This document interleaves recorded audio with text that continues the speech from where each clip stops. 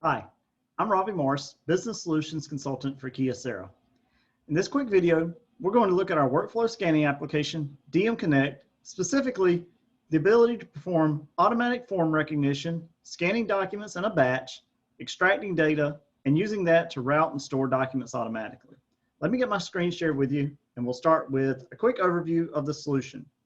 This is our Scanning Solutions document available in my Solutions notebook. If you don't have a copy of it, please reach out and I'll get it to you. In this instance, we're looking down at the enterprise category of DMConnect, the second bullet point, automatic form recognition, extracting data for batch scanning, routing, and processing using Zonal OCR. I'm going to switch to this tab and I'm going to show you these two documents that I currently have loaded in my MFP document feeder. Side by side, looking at them, the template is the same. This is important for zonal recognition with DMConnect. We identify documents based off templates and then extract data from those different templates.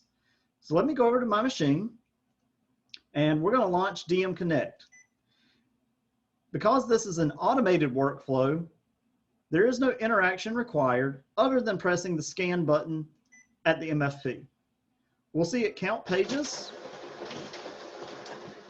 So page 1, page 2. And now the workflow does repeat itself. If I had a large batch, I could break it up individually and scan different sets if needed. In this case, I'm going to close the application. And I want to come back to those PDFs that I just scanned. I'm going to switch to single page view. And I'm going to zoom in just a bit. The content that I needed to extract off these documents was the work order number, the work order date, who was requested by, and their customer ID. So if I flip to page 2, we'll notice that content changes. Work order number, work order date, requested by, and customer ID.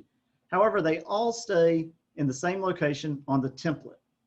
I have a folder here called work orders. And if I open this folder, we'll now see 824, 346, 824, 346, two folders created using data from the documents. This was their customer ID and the requested by information.